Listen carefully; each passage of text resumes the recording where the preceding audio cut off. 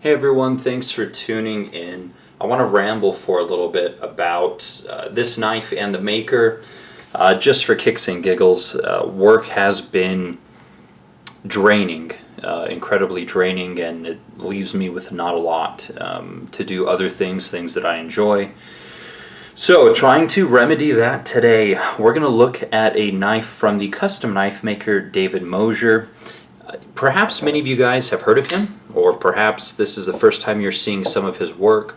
But if he's not on your radar, and if you are seeing his knives come up on the secondary market, and you're not taking a closer look at them, that's something that we're going to remedy today. So this model is the Imminent Menace by David Mosier. I don't know how long he's been around. He's been doing it for a while. He's done some really popular collaborations with Sean Kendrick. I don't remember the model names right now. They're escaping me. Not terribly important. But again, this model is the Imminent Menace. And the reason I wanted to share this knife with you and kind of talk about him as a maker is because his work is incredibly consistent and, well, just incredible, really. He has a precision to his grinds and his builds that is just second to none.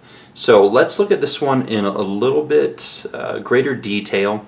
I'll tell you guys some of the materials on it and kind of how I came into this one because it plays to, well, the story. And as all, good knives should have a story or why you bought them or how you bought them associated with it. At least I think so.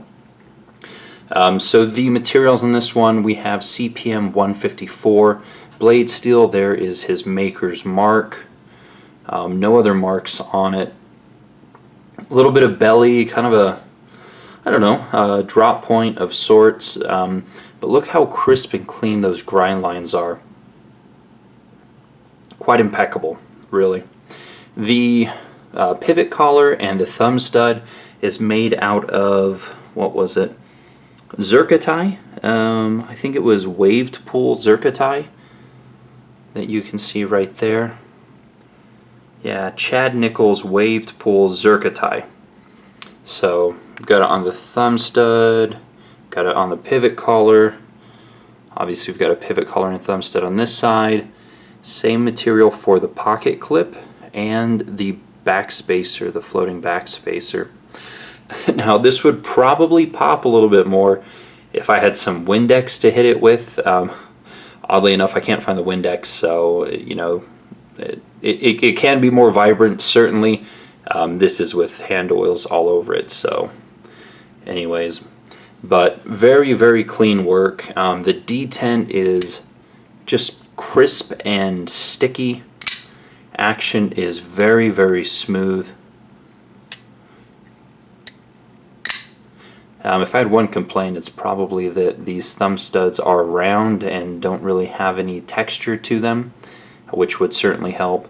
But again, those grind lines are just so damn good. The jimping on the top is both functional and beautifully done. He is a custom maker, of course. All his knives are done by hand. From side to side, you guys can see the grinds. Very consistent, very clean, very good. This one's, I think it was anodized bronze, then stonewashed heavily. Some nice, attractive milling that's also functional. The backspacer does add some traction. It's also very cool. I love the way he cut it so that you have the wave patterns, flowing all along the backspacer. Pocket clip is actually functional. Zirconium by itself is a terrible material for a pocket clip. But since this one is zircotite and there's some titanium, this thing actually does work, and it has a decent amount of flex. The pocket clip works just fine, so that's good. Centering is perfect. Oh my gosh. As you can see, I do slip on those thumb studs a bit. Usually it's not that bad. Oh, lint. So, yeah, I do carry this thing. There's a lot of lint in there. Oh well. But some of the details there on the knife. In hand, it sits very comfortable. Again, the first finger choil and the jimping right here just really locks in. Just those 2 points of contact lock the knife in very, very well. Man, I've handled, I don't know, a number of pieces over the years, and every single one had just super clean grind lines, super crisp, just incredibly well built. So his work is certainly worth pursuing. And the interesting thing, or the good thing I suppose, is that oftentimes you can find his work on the secondary market for very reasonable prices. And that's how I came into this one. So this was an auction piece back in 2017. It's just about 2 years old now. A collector in Utah, where I used to live, bought it, and he sat on it for, I don't know, probably a year and a half there. And then he kind of offloaded a very large portion of his collection to one of our mutual friends, Eric, to sell for him. So I'm at a local knife get-together down in Springville, Utah. My buddy Eric shows up with just a ton of knives that he's selling for this collector.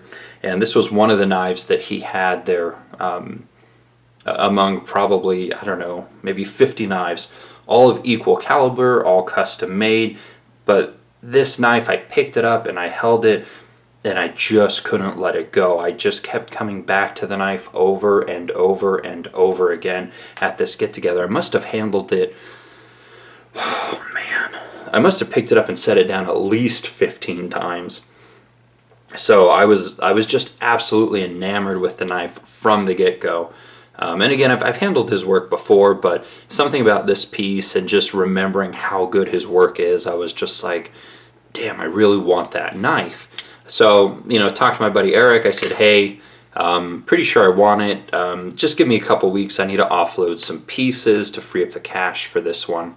And I did, and he was kind enough to hold it for me so that I could offload some pieces and pick it up. So that's how this one came to be in my collection. And I don't recall I don't know what the auction price was, because the final figure was essentially deleted, but I definitely know that I paid less than what the auction price was.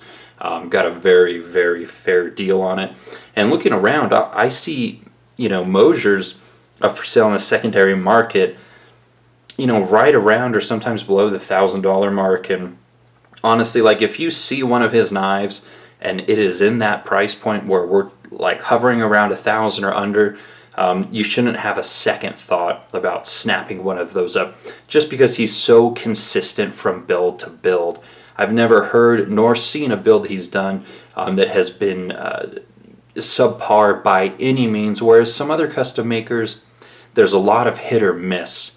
And some makers, their customer service and their warranty is scary, to say the least. So anyways, his stuff is just so clean and consistent and precise from build to build that as long as no one has tried to be